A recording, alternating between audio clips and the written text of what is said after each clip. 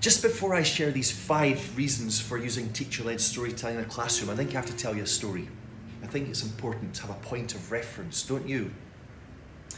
And let me just go back to the days before COVID. Do you remember those days? The kind of big blur to many of us, the days before COVID.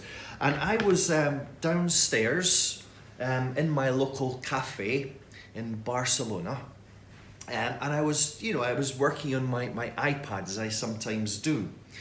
And I've been going to this place. It's near Parallel. I know many of you here in Barcelona. It's a shame we're not all in Barcelona, but this little cafe in Parallel I've been frequenting for many years. It's my local. And the owner is called Fernando. And Fernando is from Galicia, and so we speak in Spanish. And I would say that our relationship is and has for many years been based on banter. It's a great word, banter. I know that most of you will be aware of that word banter, but I can't assume that goes for everybody. If English isn't your first language, banter is quite a low frequency word. Banter can be described or defined as that type of friendly conversation in which people make fun of each other. And so my relationship with Fernando is based on banter. So one day, here I am in his cafe, drinking my coffee, which I've just ordered. I open my iPad. Fernando goes past me and he says, "¿Qué tal, cabrón?" Which is a really good way, don't you think, to start the banter. "¿Qué tal, cabrón?" And I said, "Muy bien, gracias, cabrón." An endearing sort of insult. And I have to say, Fernando usually wins the banter. Firstly, because Spanish is his first language, but secondly, because Fernando, for some reason, just enjoys to wind me up. He dedicates himself to it. He applies himself to it. So, and then Fernando spotted the image that I have on my iPad. And if you were my students, I would ask you to guess what sort of image a man like me might have on his iPad. And I'll show you. This is the image that I have on my iPad, this background image, this little bird. And Fernando commented on it. He said, "Jamie, ¿por qué un hombre como tú tiene un pajarito así en su iPad?" Which means, why does a man like you have a little bird like that on his iPad? I don't know what he was getting at. I've got no idea, but you can see where this was going. This is more banter. And I said, it's a good question, Fernando. It's actually a very interesting story behind this image. My mum took this photograph. It's absolutely true. My mum took this photograph. And you see this little bird.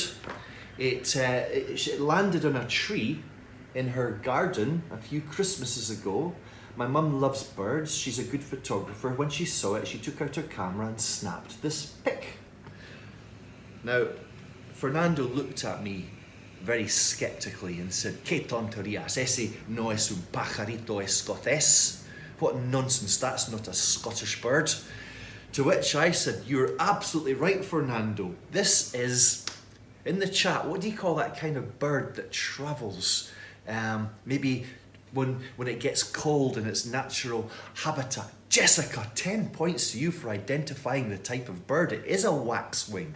It's a waxwing. Morag says it's a migratory bird. So it's a waxwing. It's from Scandinavia. It's a migratory bird. It's not a Scottish bird. I guess it was on holiday. And at this point I had a problem because in Spanish, I didn't know how to say migratory bird. And I could have guessed, but I decided to fall back on a skill, a timeless skill that we teach our learners again and again. You know what I'm talking about, don't you? Paraphrasing. So I decided to paraphrase, and I said to Fernando, "Tienes razón, Fernando. No es un pajarito escocés, es un pajarito. Es el tipo de pajarito que vuela de un lugar a otro cuando, por ejemplo, hace demasiado frío en su clima o cuando busca comida. Y supongo que este pajarito y sus amigos estaban volando por Escocia, por nuestro pueblo, y decidieron aterrizar en un árbol en el jardín de mis padres, y por eso." What do you think of my paraphrasing performance? I know that if we were at Oxford House in Barcelona and I was standing on the wall, you'd all be clapping like this in great applause. I know that. We know that. We take that for granted. But Fernando was not impressed. Fernando looked at me and said, "You think I'm stupid. You think I don't know what tu crees que yo no sé que es un ave migratorio?" Do you see what happened? I won the banter by mistake. And that's my story. Did you like it? We'll come back to it in just a moment because I'm going to race through in the next 6 minutes 5 reasons for using stories like that.